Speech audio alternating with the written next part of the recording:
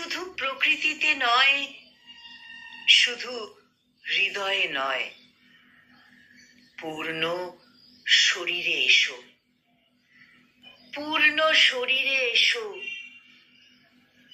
এ জন্মে সব চলে যাওয়ার মধ্যেও একমাত্র ওই ধ্বনি হচ্ছে